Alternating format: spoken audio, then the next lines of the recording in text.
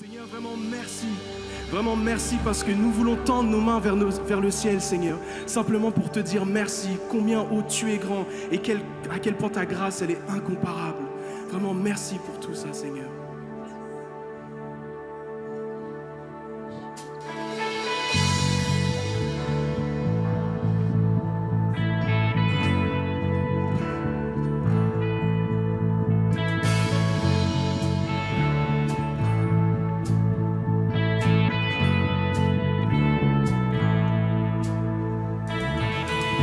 Nous sommes ton Église, nous sommes tes fils et tes filles, tous rassemblés pour te rencontrer.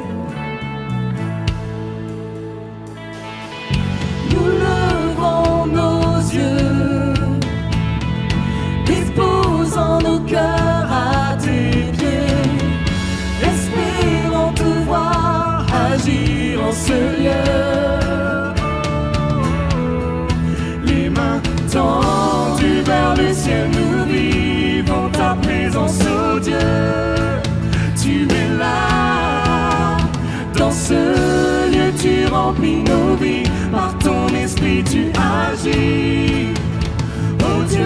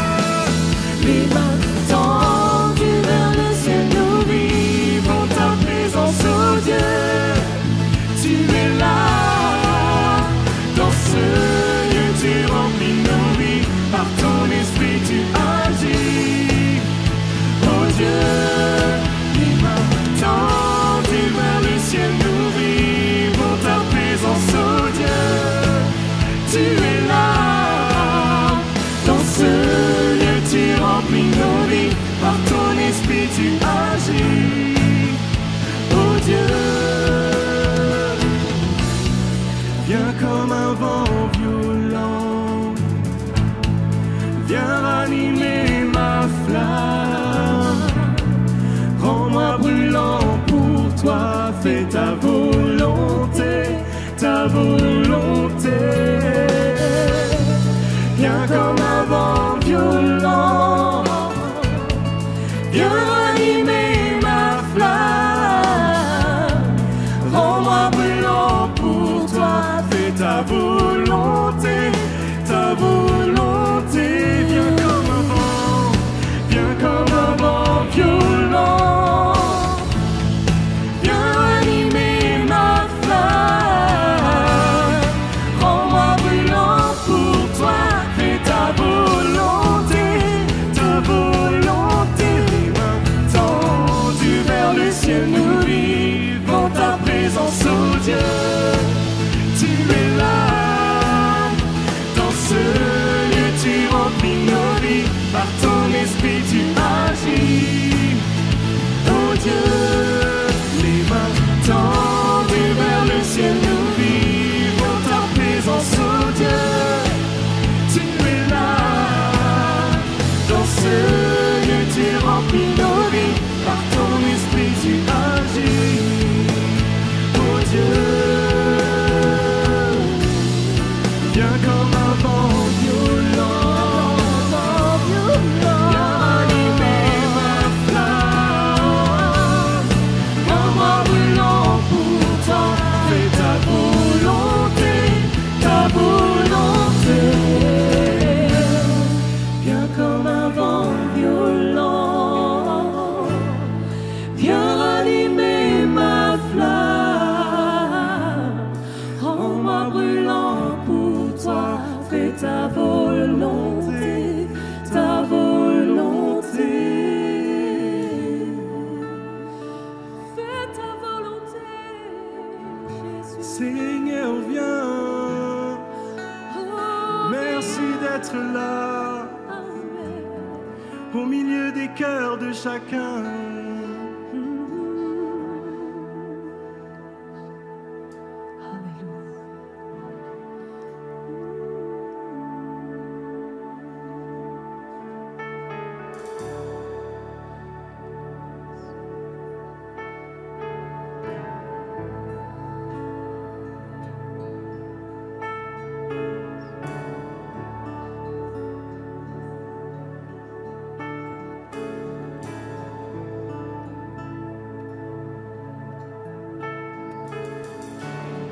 Devant ces murs j'ai crié, je savais qu'il tomberait, car tu ne m'as jamais abandonné.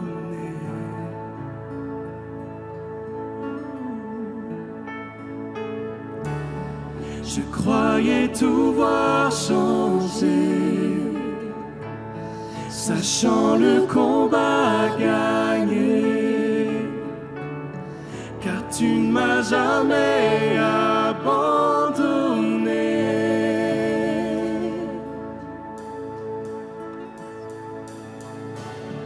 Ta promesse est vraie, Dieu, tu es si fidèle, si fidèle,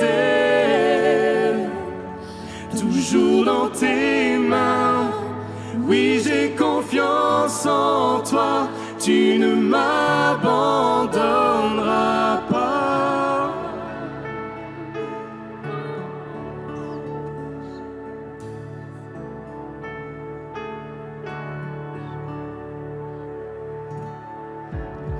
La nuit ne durera pas, ta parole s'accomplira. Toujours mon cœur te chantera.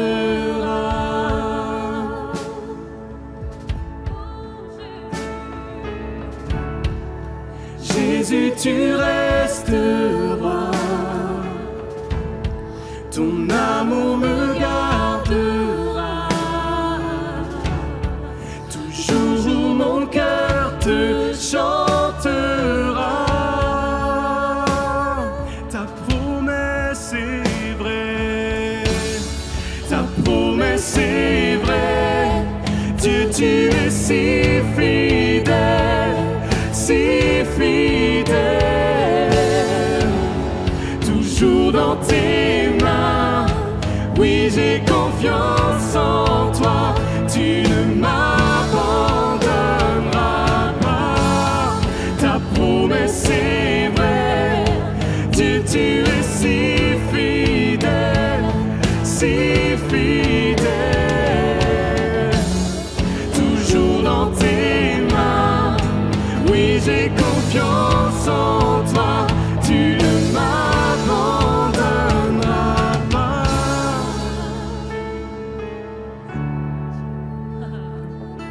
Tu ne m'abandonneras pas.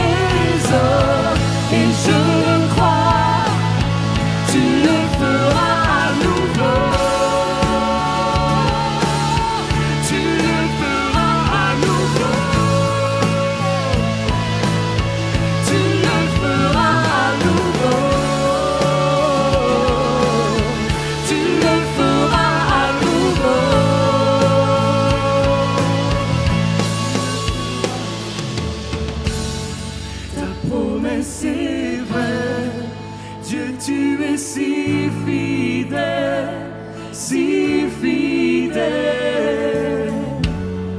toujours dans tes mains. Oui, j'ai confiance en toi, tu ne m'abandonneras pas.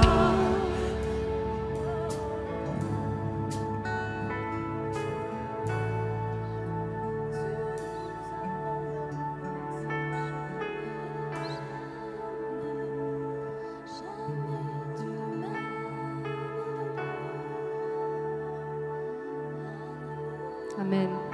Tu es fidèle, ne nous abandonnera pas. Je voulais vous partager cette parabole de la veuve et du juge. Jésus leur dit une parabole pour montrer qu'ils devaient toujours prier sans se décourager. Il dit, il y avait dans une ville un juge qui ne craignait pas Dieu et qui n'avait d'égard pour personne. Il y avait aussi dans cette ville une veuve qui venait lui dire, « Rends-moi justice contre ma partie adverse. » Pendant longtemps, il refusa, mais ensuite il se dit, « Même si je ne crains pas Dieu et n'ai d'égard pour personne, puisque cette veuve me fatigue, je vais lui rendre justice, afin qu'elle ne vienne pas sans cesse me déranger. » Le Seigneur ajouta, « Écoutez ce que dit le juge injuste. Et Dieu ne fera-t-il pas justice à ceux qu'il a choisis et qui crient à lui jour et nuit? Les fera-t-il attendre? Je vous le dis, il leur fera rapidement justice. Mais quand le Fils de l'homme viendra, trouvera-t-il la foi sur la terre? Trouvera-t-il la foi dans nos cœurs? Trouve-t-il de la foi ce matin? On voit que le juge, alors qu'il était mauvais, il a cédé à la demande de la veuve qui était insistante, peut-être harcelante.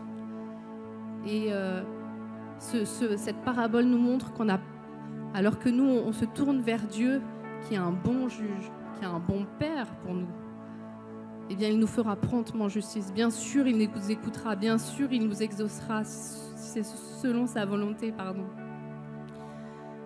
Alors maintenant, je voudrais juste peut-être qu'on s'associe à quelqu'un qui passe par un moment où il demande, il crie peut-être dans le secret chez lui ou ouvertement et qui demande spécifiquement quelque chose à Dieu. Si vous connaissez quelqu'un ici qui a une demande spécifique ou un besoin particulier et qui a un besoin qui n'a pas été encore pourvu, ça peut être une maladie, ça peut être vraiment un problème personnel. Vraiment, n'hésitez pas à vous rapprocher de lui rapidement. Je vous donne quelques secondes. Et si vous êtes en ligne, vraiment, approchez-vous de la personne qui est à côté de vous dans votre salon, dans votre maison. Et vraiment, on veut se tenir ce matin et croire que oui, Dieu trouve de la foi en nous. Même un peu de foi, Dieu l'utilise pour faire de grandes choses. Parce que ce n'est pas dépendant de nous, c'est dépendant de lui. Amen. Seigneur, merci pour cette opportunité que tu nous donnes encore de nous tenir devant toi, Seigneur, et humblement, Seigneur, te demander que tu interviennes, Seigneur.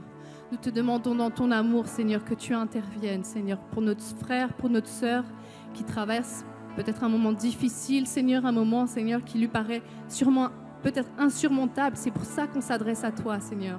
Pour ce qui est du terre-à-terre, Seigneur, on laisse à d'autres le soin de s'en charger, Seigneur. Mais pour ce qui est de l'impossible, Seigneur, on veut venir devant toi, Seigneur.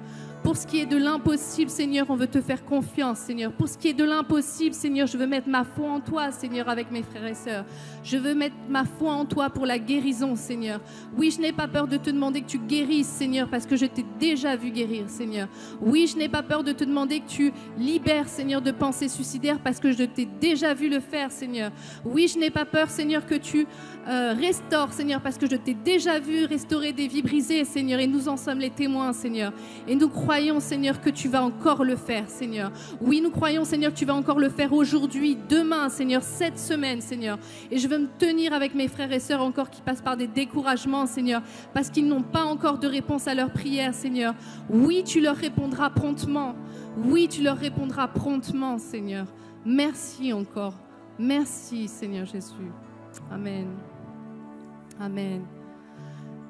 Si vous souhaitez donner, faites-le librement, avec joie. Je vous invite à le faire soit ici physiquement au fond de la salle. Il y a un petit coffret pour ça, soit en ligne, bien sûr, sur le site Le Sel de la Terre.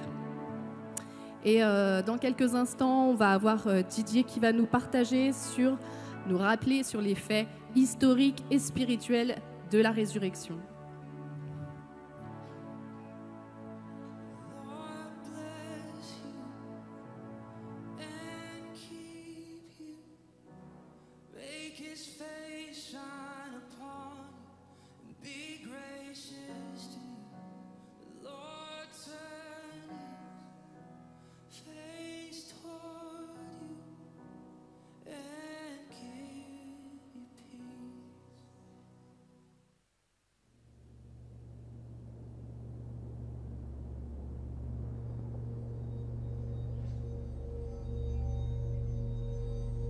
Rapproche-toi et ressens.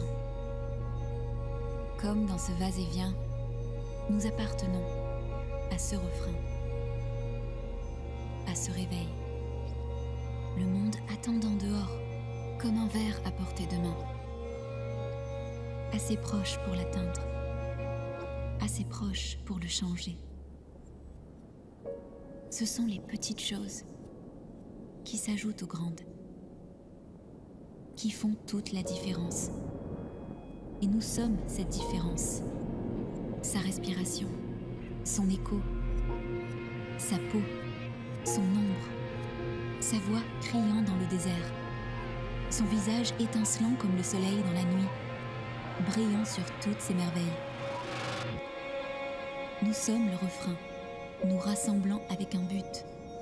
Nous sommes cette voix, et nous ne nous tairons plus. Alors, rapproche-toi.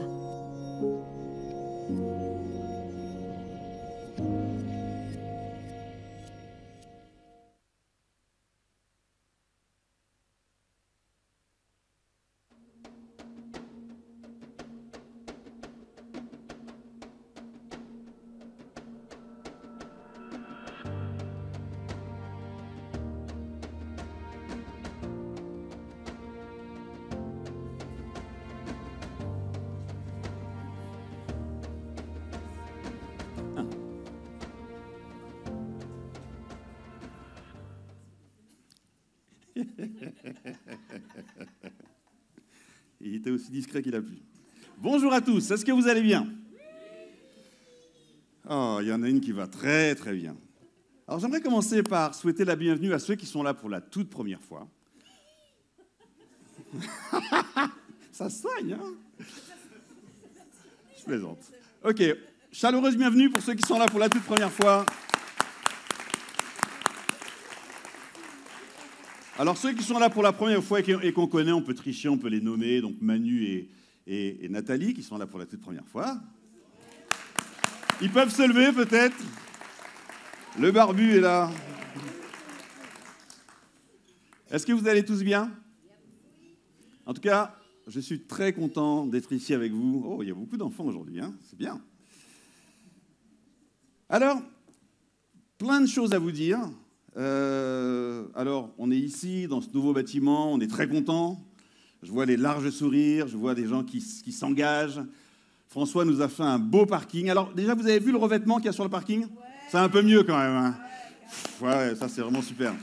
Alors, ceux qui l'ont posé m'ont dit, attention, c'est pas de l'enrobé, c'est pas du goudron 7 cm ou 8 cm, donc attention à pas tourner les roues sur place. Et les jeunes, pas de... et des dérapages frein à main, parce que ça va tout casser. Donc, quelqu'un m'a dit qu'au Portugal, il y a quelque temps, c'est les seules routes, enfin, les routes, c'est comme ça qu'elles étaient. Donc, eh ben, on en a pour un moment, j'espère. Alors, comme vous le savez, c'est pas complètement terminé, même si on a beaucoup avancé les semaines avant. Alors là, j'ai un petit écho, s'il pouvait partir, ce serait pas mal.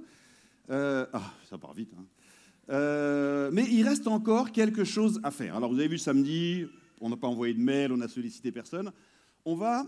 En fait, l'ouverture officielle du bâtiment et de l'église, c'est le 28 mai.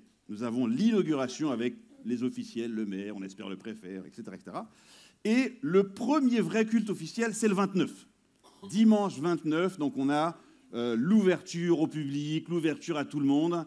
Vous savez qu'on a un invité, vous êtes au courant ? Oui. Luc Dumont sera avec nous le 29, donc ici. C'est lui qui va apporter la parole, ça devrait être super. Et on aura pas mal de pasteurs et de gens, etc. etc. Donc, on vise cette date pour que tous nos travaux soient terminés, qu'on n'ait plus l'échafaudage au milieu de la pièce. Donc, tous les samedis, on va venir de 9h, 9h30 jusqu'à midi, 13h. Et on va peindre les petites baguettes. Voilà. J'enverrai un petit mot dans la semaine pour dire exactement ce qu'on va faire. Alors déjà, tous les samedis, on aura du vernis et on va vernir tous les encadrements de portes. Ça va bien nous prendre quelques semaines. Et on a, alors, mesdames, vous serez contentes, on va installer des miroirs dans les toilettes. Hein. Ça m'a été réclamé dès le premier jour. Alors, à l'extérieur, on a des petites choses à faire aussi. Etc. Donc, voilà. Mettez de côté le samedi matin, 1, 2 ou les 3 ou tous. Et on va se retrouver, ça va être super. Vous avez vu les moments qu'on a passés, c'est vraiment, vraiment, vraiment super. Et l'idée, c'est qu'au 28, tout soit prêt, tout soit fini pour une super grande fête. Et là, en fait, on invite tous les habitants des Ulysses, etc., etc. On va faire une grosse pub. Ouais, David, il dit qu'ils ne vont pas tous rentrer. On mettra une tente à l'extérieur. Et barbecue. Alors, je vous donnerai des détails sur comment ça se fera, l'inauguration et aussi le premier culte. On a prévu beaucoup de choses, vous verrez. Alors, ce matin, je voulais revenir un petit peu sur la résurrection. En fait, la résurrection, vous vous rappelez la semaine dernière, ce que j'avais mis comme titre, c'est « En quoi la résurrection fait une différence dans ta vie ?» J'ai mis un titre un petit peu différent, je ne sais pas si on va pouvoir me l'afficher. Ah si, ça va. Donc, la résurrection de Jésus a-t-elle une incidence dans ta vie de tous les jours ? Est-ce que le fait que Jésus-Christ soit ressuscité des morts, au quotidien, ça fait une différence dans ta vie ? Ou c'est juste une information ? Ou c'est juste peut-être quelque chose d'historique ? Je vous avais dit que, au départ, lorsque j'étais jeune chrétien, évidemment, on appuie beaucoup sur la mort du Seigneur. Il nous a lavés, son sang a coulé, c'est important. Mais j'ai été surpris de voir que l'apôtre Paul nous dit « Non, mais ce n'est pas la mort de Jésus. Hein. » Le fait incontournable du christianisme, c'est la résurrection du Christ. Et au départ, je ne comprenais pas. Et peut-être que certains d'entre vous ne comprennent pas pourquoi la résurrection de Jésus, c'est vraiment la chose incontournable. Le christianisme est ce qu'il est, il tient sur la résurrection de Jésus-Christ. Et je répète ma question, est-ce que le fait que Jésus-Christ soit ressuscité d'entre les morts, est-ce que ça fait une différence dans ta vie chaque jour ? Et la réponse à cette question est importante. Et ce matin, ce que j'ai envie de faire, c'est de vous donner quelques bases, quelques fondements historiques, mais aussi spirituels, pour que notre foi puisse s'appuyer sur cette résurrection de Jésus-Christ. Vous êtes d'accord avec ça ? Alors, je vais balayer quelques petites choses. Premièrement, je vais parler d'un fait historique. D'un point de vue historique, la résurrection de Jésus met le christianisme dans une position complètement différente de toutes les autres religions. Déjà, toutes les autres religions ont un leader mort, qui s'appelle Mahomet, Bouddha, Krishna, peu importe son nom, Mao ou n'importe lequel. Le point commun, c'est qu'ils sont tous morts. Jésus est le seul qui soit mort, ok, peut-être, mais revenu à la vie, et plusieurs l'ont vu. Ce qui est fascinant aussi, c'est Jésus, et ce qui donne une validité à toute l'œuvre de Jésus, c'est qu'il a dit, vous savez quoi les gars, il n'y a pas de coïncidence. Moi, je vais mourir. 3 jours après, je me relève des morts. Et tout le monde le savait. C'est tellement vrai que les pharisiens sont allés voir Pilate en lui disant, et Pilate surtout, mets une légion, mets des hommes, parce qu'il a dit qu'il allait revenir à la vie. Et ce qui va se passer, c'est que les disciples vont voler le corps et ils vont faire semblant qu'il est... Donc, mets une légion qu'on ne puisse pas dire qu'il soit vivant, qu'on puisse voler le corps. Donc, tout le monde le savait. Et 3 jours plus tard, Jésus s'est pointé. Il est revenu. Et Paul nous dit que 500 l'ont vu en un seul coup. Alors, déjà, ce fait, il veut dire quoi ? Ça veut dire que tout ce que Jésus a dit, lorsqu'il disait « Moi, je ne suis pas d'ici, je viens de là-haut, j'ai connu Abraham », bref, tout ce qu'il disait, on le prenait pour un fou, Ok, on pouvait le prendre pour un fou, y compris lorsqu'il disait « je vais mourir et ressusciter ». Sauf que le jour où il est ressuscité, il a validé tout ce qu'il a dit alors qu'on le prenait pour un fou. Vous me suivez dans ce que je veux dire? Alors, quelque part, vous pourrez dire « oui, mais c'est quelque chose d'historique ». Et en fait, vous savez, de nombreuses personnes se sont appliquées à rechercher la vérité pour savoir si est-ce que c'est un fait historique auquel on peut croire. Et je peux vous rassurer, ils ont voulu détruire cette vérité et ils n'ont pas réussi. Peut-être que vous avez vu ce film ou lu ce livre qui s'appelle « Jésus l'enquête », documentaire, enfin bref, ils en ont fait un film. Je ne vais peut-être pas vous spoil, mais si vous pouvez le voir, voyez-le. Vous avez vu que j'ai employé un mot qui n'est pas de ma génération. Merci mes enfants. C'était le mot spoil pour ceux qui ne l'ont pas. Alors, ce gars-là, sa femme se convertit, et lui, il dit, mais c'est quoi ce truc? Et donc, sérieusement, il était journaliste, il dit, je vais faire une investigation. Je vais chercher sérieusement, je vais lui montrer tous les arguments, et elle va arrêter d'y aller. Bon, c'est un petit peu l'inverse qui s'est produit, dans le sens où il a cherché, on lui a dit, le fondement, c'est la résurrection du Christ, il a cherché comment, et il est arrivé à l'évidence qu'historiquement, c'est clair, Jésus est vraiment ressuscité des morts. Donc, déjà d'un point de vue historique, c'est hyper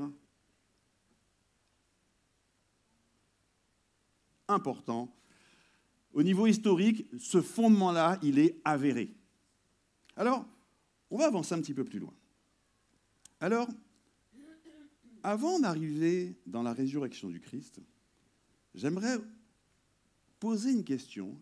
Est-ce que vous avez déjà réfléchi à ce qui s'est passé entre la mort de Jésus, on va dire le vendredi, et la résurrection du dimanche matin? Qu'est-ce qui s'est passé entre les deux? Jésus est resté au fond du tombeau, tranquille. Vous vous êtes déjà posé cette question? Qu'est-ce qui s'est passé? Vous savez que la Bible en parle. Elle dit, je ne pourrais même pas tout dire, mais ce temps où Jésus était cliniquement mort, qu'est-ce qu'il a fait? Alors, pour que vous puissiez bien comprendre, il faut que je fasse un petit peu d'histoire, que je retourne un petit peu dans l'Ancien Testament. Alors, vous savez qu'à un moment donné, Dieu a mis à part un peuple qui était le peuple juif. Il a appelé un gars qui s'appelait Moïse, et il a dit « Ok Moïse, je vais, à travers toi, expliquer comment je peux avoir une relation avec les hommes. » Donc, c'est très ambitieux de ma part, mais je vais prendre quelques secondes pour vous l'expliquer. En gros, Dieu a mis en place un système, et c'est dicté dans l'Ancien Testament. Il dit, ok, tu feras une tente de temps de longueur, enfin c'est extrêmement précis. Il lui dit bien, tu feras tout selon le modèle que je te montre. Donc vous savez, c'est ce tabernacle en peau de bête, etc. Il y avait 3 pièces. Il y avait les parvis, le lieu saint, le lieu très saint, le lieu très saint, ou le saint des saints. C'est là où Dieu rencontrait Aaron, Moïse, etc. Enfin, c'était... Le souverain sacrificateur pouvait y aller une fois seulement dans l'année, et encore il devait avoir une petite corde accrochée à son pied, parce que si jamais il n'était pas en règle avec Dieu, il tombait raide mort, il fallait le tirer, parce que sinon on allait chercher tous ceux qui allaient mourir. Bref, il devait y aller une fois par an, avec le sang d'un agneau, bref, et il déversait le sang, et ça faisait que les péchés de tout le peuple étaient couverts, et Dieu pouvait être en communion avec le peuple. Il pouvait leur donner sa bénédiction sur les récoltes, sur leur famille, etc. etc. OK ? Lorsqu'on regarde dans Hébreux, et on va le lire ensemble, au chapitre 9 et au verset 11. « Or, Christ est venu en tant que grand prêtre pour nous procurer les biens qu'il nous a désormais acquis. » Donc il prend le rôle de ce gars de l'Ancien Testament qui rentrait dans le Saint des Saints. Il a traversé un tabernacle plus grand et plus parfait que le sanctuaire terrestre dont je vous parlais tout à l'heure, celui de Moïse et d'Aaron. Donc il y en a un autre. Oui, visiblement il y en a un autre qui n'est pas terrestre, un tabernacle qui n'a pas été fabriqué par des mains humaines, c'est-à-dire qui n'appartient pas à ce monde créé. Waouh! Il a pénétré une fois pour toutes dans le sanctuaire et il a offert non le sang de bouc de veau, mais son propre sang. Il nous a ainsi acquis un salut éternel. On continue. En effet, le sang des boucs, des taureaux, des cendres d'une vache que l'on répand sur des personnes, c'est ce qui se faisait avant impur, pour rendre la pureté extérieure. Mais Christ s'est offert lui-même, sous la conduite de l'Esprit éternel, comme une victime sans défaut. À combien plus forte raison, par conséquent, son sang purifiera-t-il notre conscience des œuvres qui mènent à la mort, afin que nous servions le Dieu vivant. Lorsque Jésus a été mis dans ce tombeau, lorsque son corps a été mis dans ce tombeau, lui, son être, son âme, est parti dans ce sanctuaire avec son propre sang et il l'a offert pour tous ceux qui croient en lui. Laissez-moi vous dire que ce tabernacle, il est toujours là.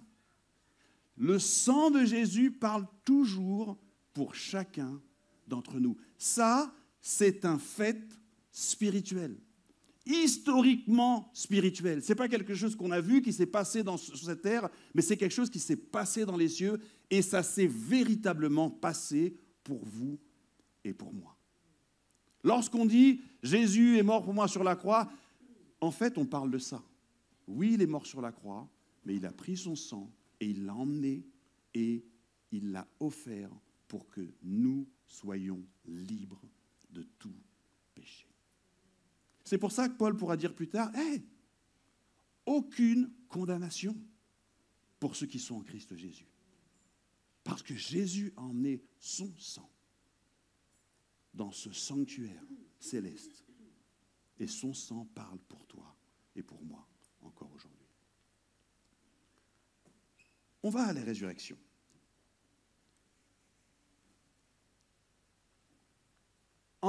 Pas tout de suite. En ressuscitant, Jésus a vaincu la mort. Il a montré qu'il était plus fort que la mort. Alors, lorsqu'on est jeune, en bonne santé, on ne pense pas à la mort. De temps en temps, quand quelqu'un, un ami ou de la famille décède, on y pense un peu. Et puis après, on n'y pense plus. Quelqu'un a dit que l'origine de toutes les craintes, c'est la peur de la mort. Et je connais des gens, des chrétiens et des non-chrétiens, qui ne veulent surtout pas en parler. Parce qu'ils ne veulent pas y penser, parce que quelque part, ça fait peur. Laissez-moi vous dire que les chrétiens ne devraient pas avoir peur de la mort. Parce que Jésus-Christ a vaincu la mort. Et ça, c'est encore une réalité. Peut-être que lorsque tu penses à la mort, tu as un petit peu peur, tu dis, oh là là, on ne sait pas. Si Jésus-Christ est ressuscité d'entre les morts, tu n'as plus à avoir peur de la mort, si tu crois en lui. Regardez ce que Jésus dit. Alors, le contexte, c'est que c'est l'Apocalypse. Jean est dans cette vision qui, on ne sait pas s'il rêve, si bref. Et à un moment donné, Jésus arrive et Jésus lui parle. Et là, c'est Jean qui parle. Quand je le vis, donc quand il a vu Jésus, je tombais à ses pieds comme mort. Alors il posa sa main droite sur moi en disant « N'aie pas peur ». Et regardons ce que Jésus dit. « Moi, je suis le premier et le dernier, le vivant. J'ai été mort, et voici, je suis vivant pour l'éternité. » Vous êtes prêts pour ce qui suit ? « Je détiens les clés de la mort et du séjour des morts. » Jésus, ça c'est encore quelque chose qui s'est produit entre la résurrection, il a été dans les régions inférieures de la terre, dit la Bible, en enfer. On ne sait pas combien de temps il s'est battu avec le diable, peu importe. En tout cas, il est revenu avec les clés de la mort. Nous ne devrions pas avoir peur de la mort. Vous avez tous vu ces reportages, ce fameux reportage « La vie après la mort » où des gens qui ont été cliniquement morts, donc des chrétiens et des non-chrétiens, mais le témoignage des chrétiens est super édifiant. Déjà, le passage, il dit juste que on ne s'est même pas rendu compte. Il y a juste une espèce de transition. Et plusieurs disent c'était comme si on enlevait une lettre de l'enveloppe. Et vous savez, quand leurs yeux se sont ouverts dans l'éternité, Jésus était là pour les accueillir, pour les recevoir. Jésus a vaincu la mort. Avant de mourir, Jésus a dit, rappelez-vous,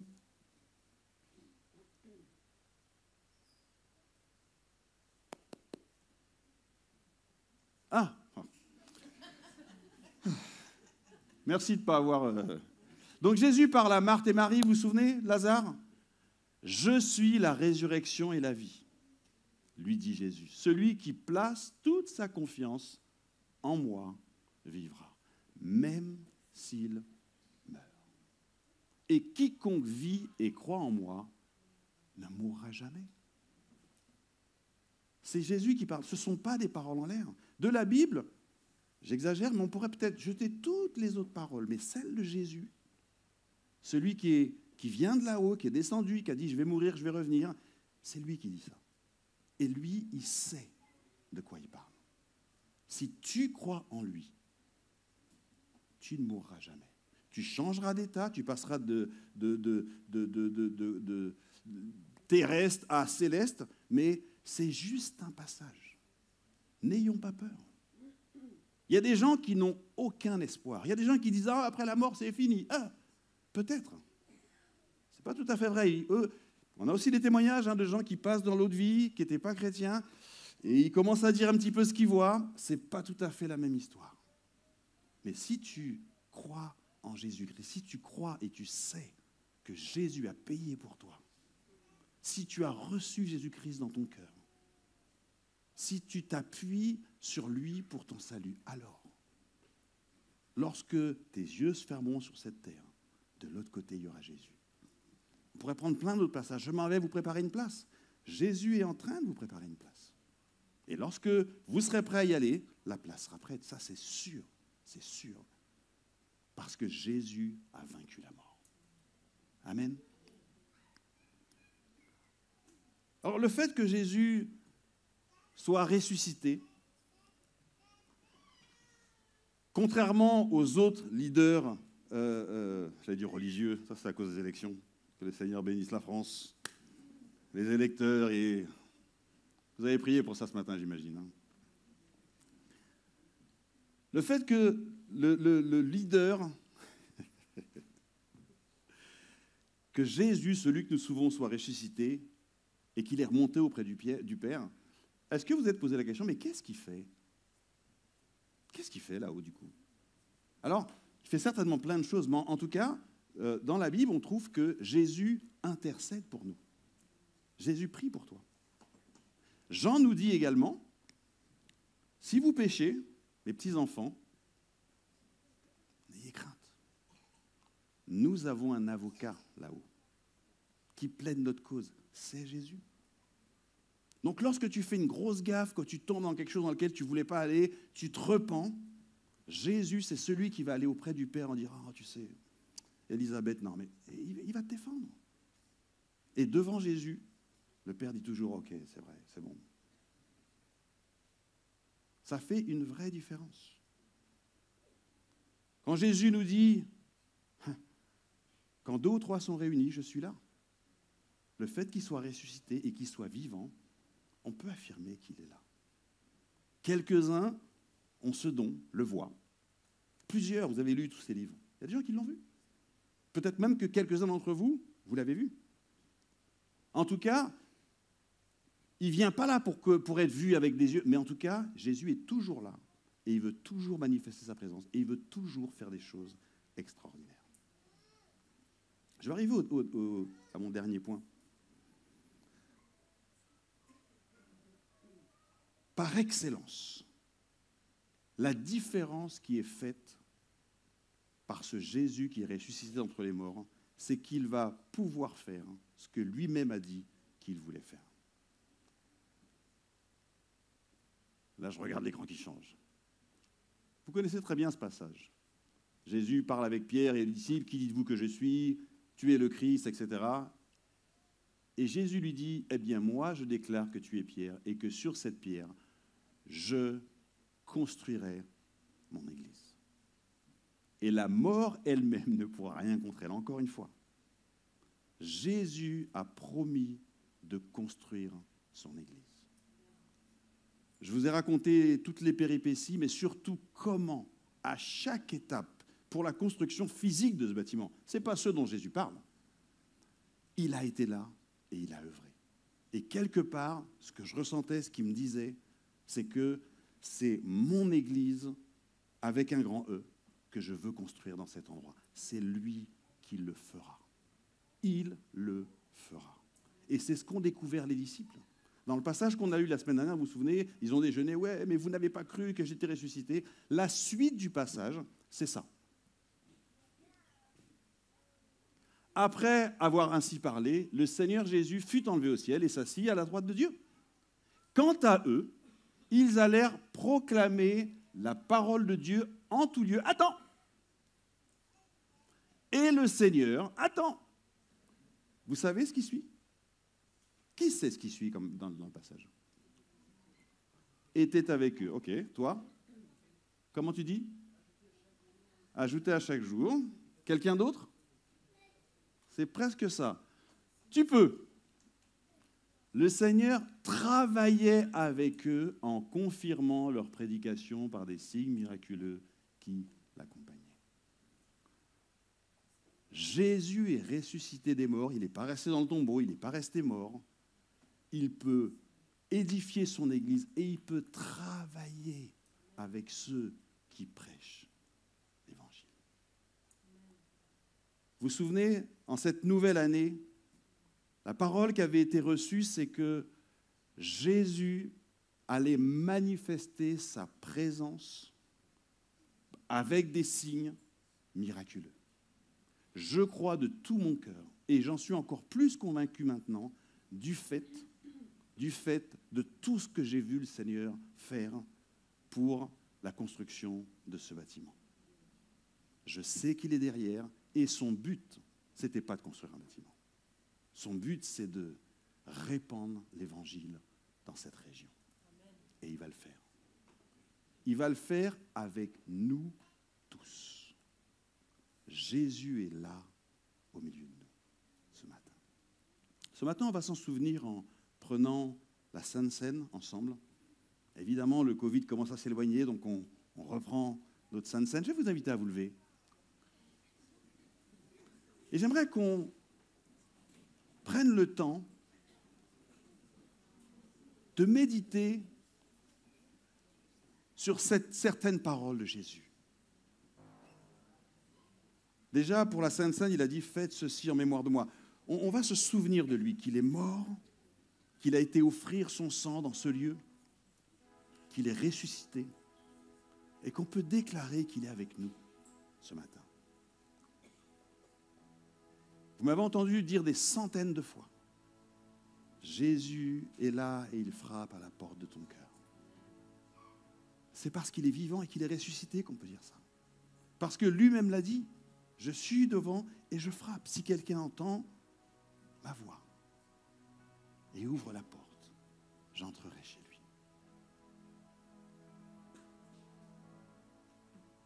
Vous savez, en partant, l'une des dernières phrases que Jésus a dites à ses disciples, c'est « Je serai avec vous tous les jours, chaque jour. » Et j'ai envie de vous mettre au défi. Lorsque vous rentrez chez vous, lorsque vous êtes dans votre pièce, rappelez-vous que Jésus est là. Pas avec un corps physique, mais Jésus est là.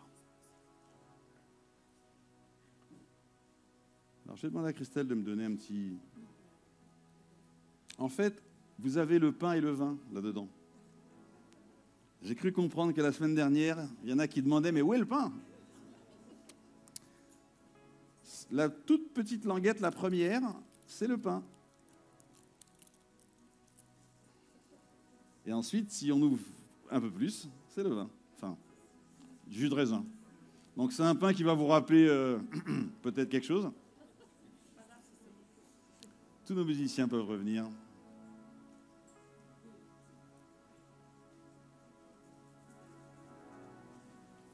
Alors je vais vous laisser le temps de décortiquer le... Peut-être qu'on peut prendre la Sainte Seine en même temps ce matin. Si vous arrivez à agripper le pain. Retourne. Vous êtes prêts? Pas encore.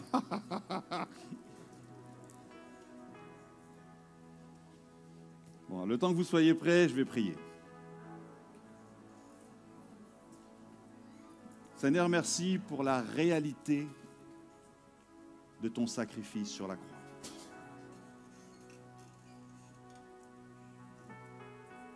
Seigneur, merci parce que tu n'es pas resté au fond du tombeau. Ton corps a été brisé à cause de nos péchés. Seigneur, tu as pris ton propre sang. Tu as traversé les cieux et tu as été dans ce tabernacle où tu l'as offert sur l'autel.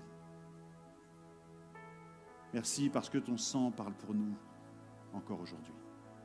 Ton sang nous lave de tout péché, efface tous nos péchés. Merci Jésus. Si on est tous prêts.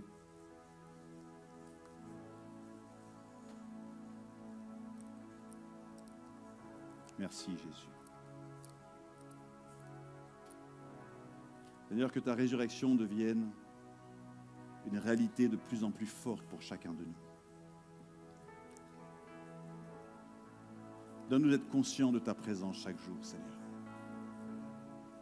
Dans les moments compliqués, mais aussi lorsque tout va bien.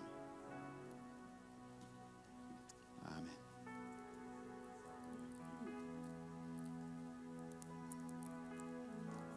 Alors pour ceux qui ne l'ont pas remarqué, le vin, c'est juste en dessous.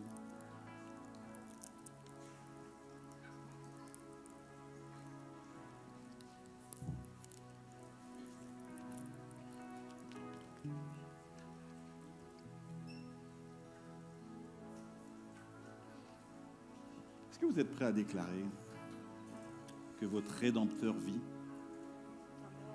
mais que ça sorte du plus profond de notre cœur? Amen. Donc quand il y aura le refrain « Mon Rédempteur vit », on arrache tout.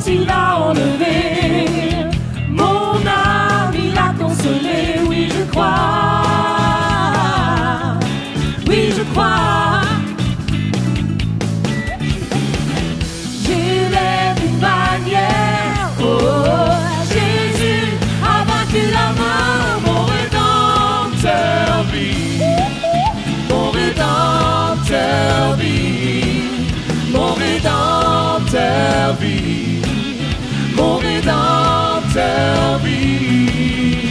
Je sais.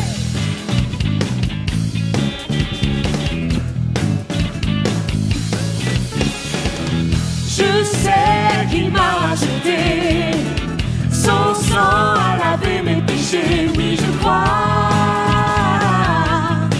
Oui, je crois.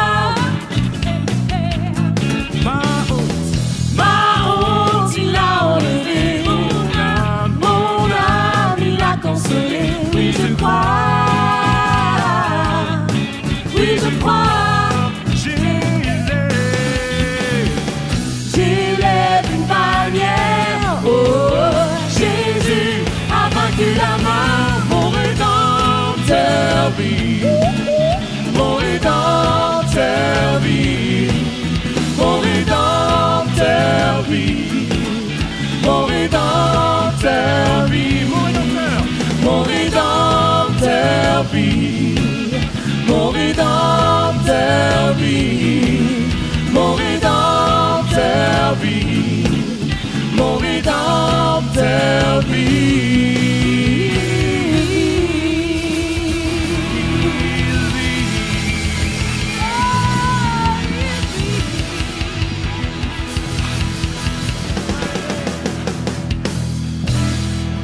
Seigneur, vraiment merci pour ce moment. Vraiment merci à toutes et à tous pour votre superbe énergie. C'était vraiment incroyable. Et en tout cas, n'oubliez pas, la semaine prochaine, on a dit quoi? C'est même lieu, même heure, même patate.